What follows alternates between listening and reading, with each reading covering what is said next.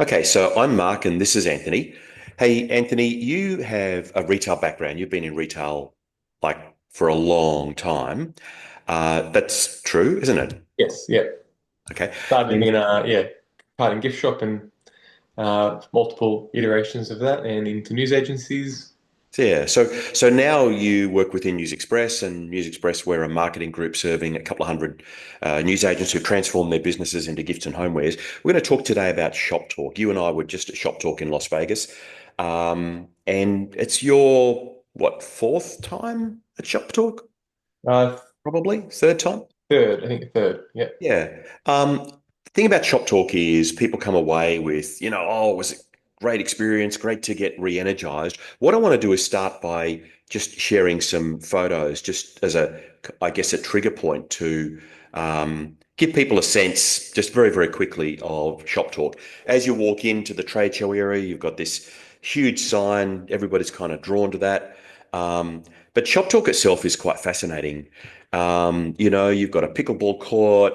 There are cute dogs there that you can go and pat. They're on a stand every single day.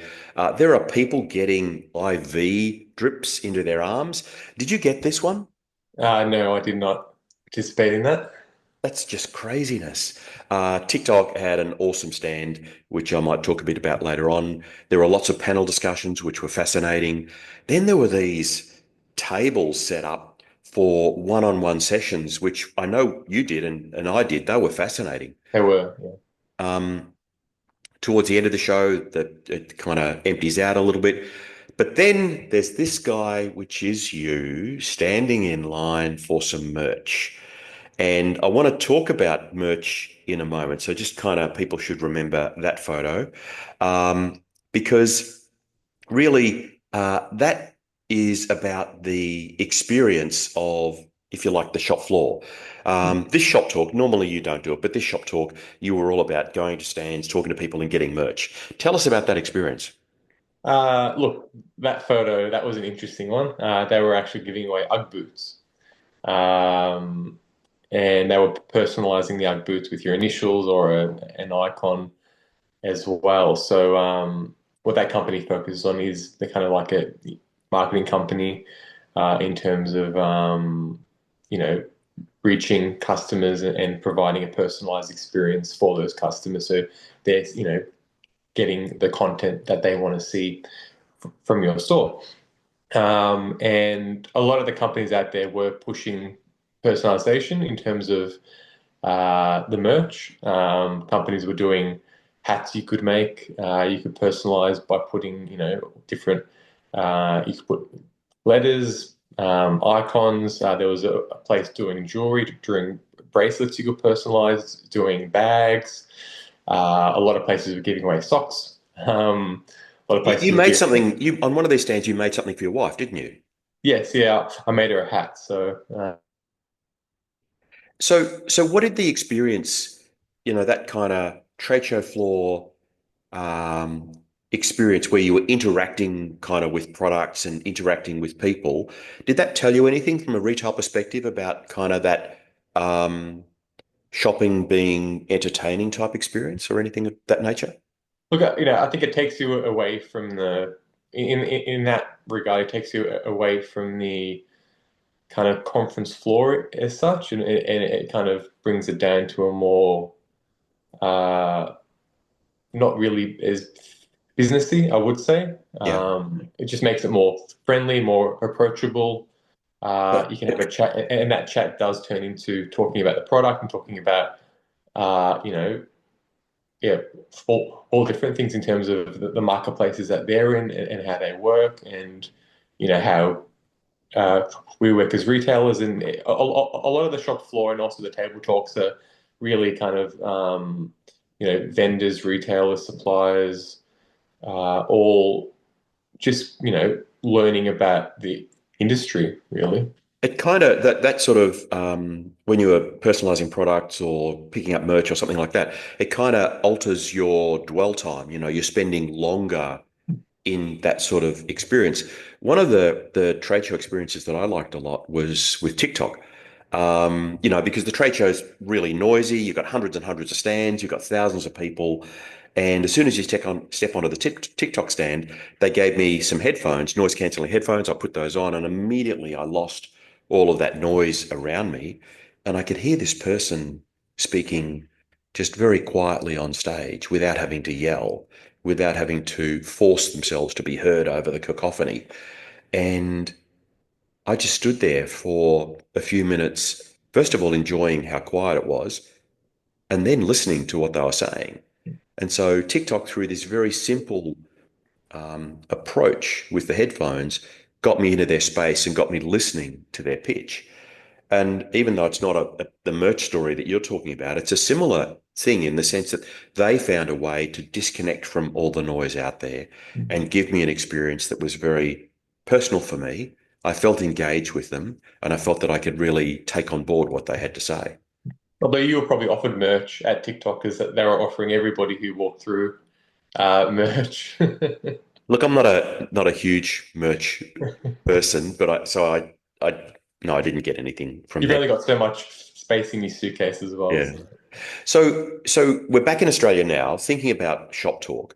For me, and I know it for you as well, one of the big takeaways is AI. Now, we've got to be careful about that because there's all of the noise about AI out there, and every single stand, every speaker was speaking about AI.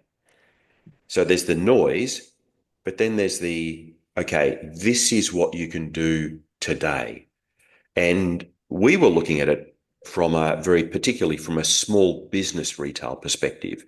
And I just wonder from what you heard and took on board about AI, what kind of takeaways have you come back with from an AI perspective? Look, yeah, the biggest thing in small business, I think, is really making sure your staff are knowledgeable about the product and helping customers. Because with the advancements of AI, big businesses are becoming small. They're Hmm. providing personalized service for customers, and you know, customers are enjoying that experience. So one example that was from Meta was basically an ad on Facebook. You can converse with that ad. So you can ask, I think it was a makeup product. You can ask, the example was, this Hmm. tone, and do you have a product for me? Yes, I do. Would you like to add that to cart? Sure. Oh, also it's my friend's birthday coming up. They're this skin tone. Do you have anything for that? Yes, we do. Would you like that? Sure. Here's your total. Oh, by the way, can I get the item for my friend gift wrapped? You sure can.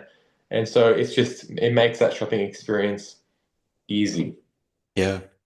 Look, I think the thing about AI is there is all of this hype and noise. And then, as you say, what you want to see is this practical experience, something that I, as a retailer, can connect with, something that I can understand. And, there were certainly some companies there saying AI this and AI that. And you go and ask them a question, and the staff on the trade show booth stand weren't able to necessarily give you that much information, which made me kind of feel good from a Tower Systems perspective, because I know within the Tower POS software, you've got the ability, for example, to take a PDF invoice and the AI will analyze that and convert that into an electronic invoice, which you can import to the software. Or there's the blogging tool where you can add a new stock item to the software and then you can ask it to generate a blog post for you that you can use to promote the product. Now, they're fairly kind of everyday practical tools, but they're very AI driven, whether it's through GPT or Gemini. You can choose which of those platforms you're going to use. And so it was good walking around in Las Vegas at Shop Talk, seeing what two people are talking about in AI and thinking about that in the context of what we're doing back here in Australia in terms of AI. Um, if you think about AI and what you've seen over there and what you know is happening here, how much of an impact do you think it's going to have on small business retail? I think we'll see a pretty big impact. Yeah. Does it scare Um, you? uh, Look, I think yeah, I'd say overall, yes. Yeah. What scares you about it? Yeah, look, that it may take. shoppers away because shoppers are even with websites, shoppers are changing the way they search. They're Yep. using different platforms. So normally how you'd configure your website to get seen is always changing, always evolving. So you've really got to be on top of what's happening and where customers are looking for product if you have a website or Yep. or a store. So on the one hand, AI is this pretty cool tool, and on the other hand, there's this disruption that's going to happen economically, and so we've got to kind of balance between the two. If you think about shop talk from the perspective of things that you can do in the shops that you manage today, is there anything that you would say is in your takeaway kit that is relevant for you right now to action in your stores? Okay. A session that I really enjoyed was about retail environment and how it affects shopping behaviors. A project they did for a supermarket was around a really old biscuit brand, and they were seeing a decline in sales of about 18%, just because of eating habits and health trends and all that sort of stuff. And by reimagining the biscuit aisle, making it more, or as he put it, they Martha Stewart it, making it feel like a kitchen. They had a kitchen aisle, a butcher's block, and they created a display on the butcher's block around kitchen. Had pots and pans and things like that on there. They saw an uplift of sales of 32%. And I think for us, in terms of small retail, it's making sure you're always changing the environment, moving product around, and you can do that with little to no outlay. But if you just have your product as is on the shelf and why isn't it selling? Um, I think just constantly moving product around, creating new displays, having fun on the shop floor with the product. And I think as well, we also get stuck on trying to look for what's new all the time. Mm. And I think, I think it's better to look at what's missing and, being distracted by what's new.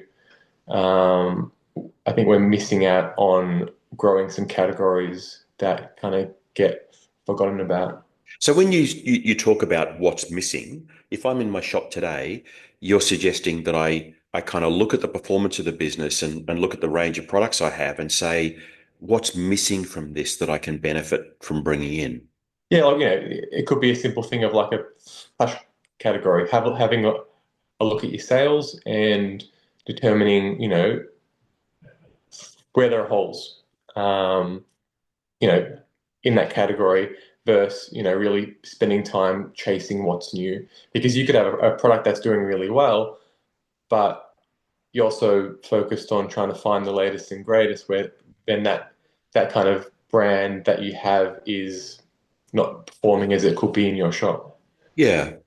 You mentioned before about kind of Martha Stewarting a an aisle within a shop. Now, what I want to do is, I guess, kind of take you to one of the places that I booked for dinner, which you weren't necessarily super keen on getting to, was the Martha Stewart. I think it's the Bedford by Martha Stewart. Yeah, well, I think we were both kind of apprehensive on it because even when we got there, you were like, "Oh, okay, this is what it's like." But it was actually a really, really good experience.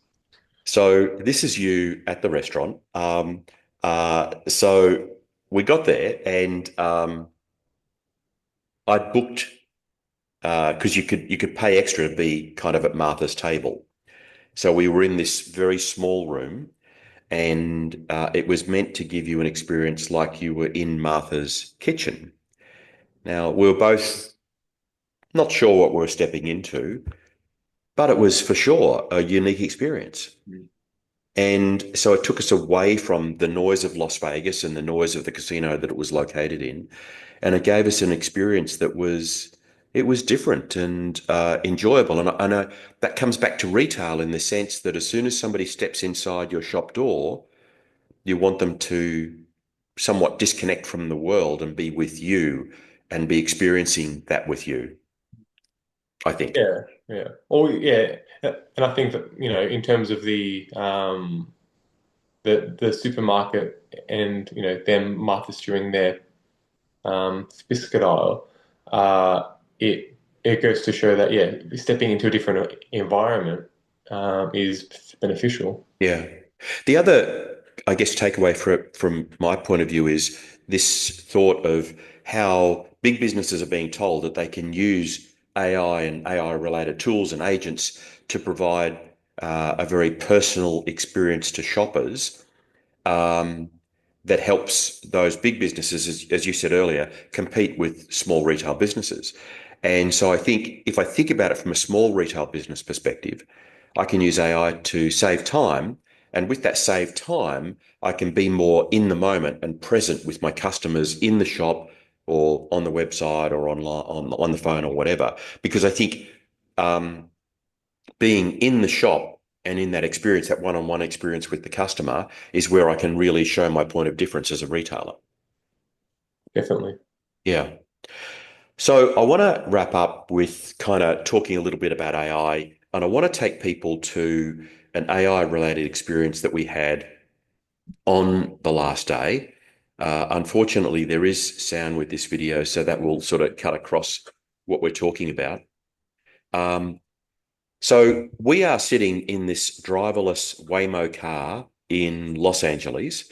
And I think from here we were going from Santa Monica to Venice Beach. Venice. Yep. Now, you've been in Waymos plenty of times. This was probably my fifth experience with a Waymo.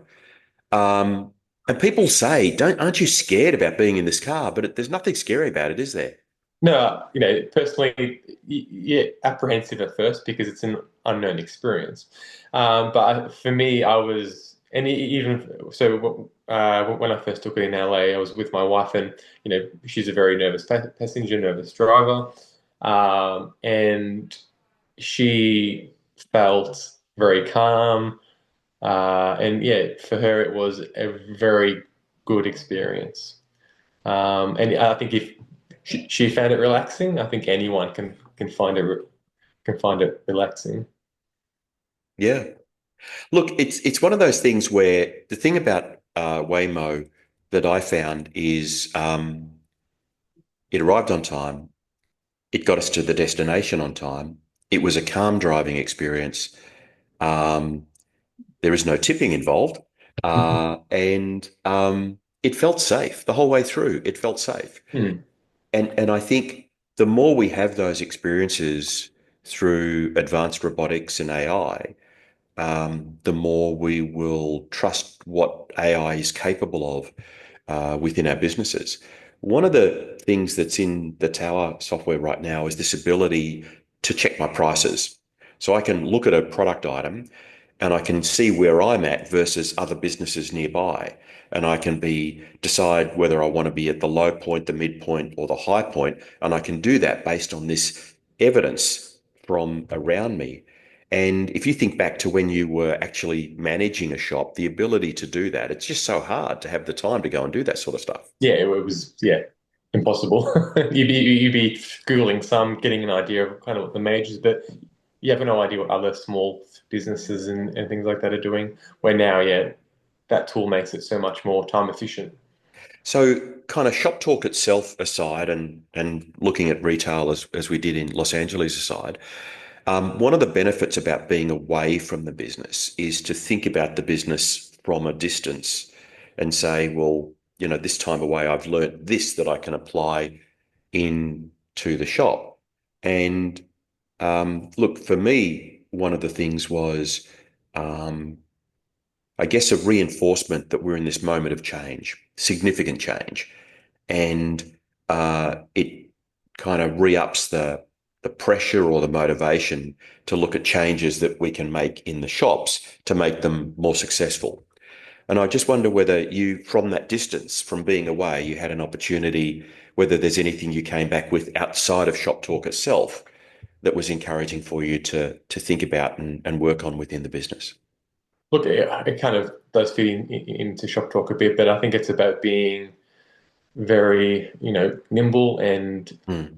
adaptive to change because things are moving so quickly right now in that space where what is the latest and greatest today is dead tomorrow. So Yep.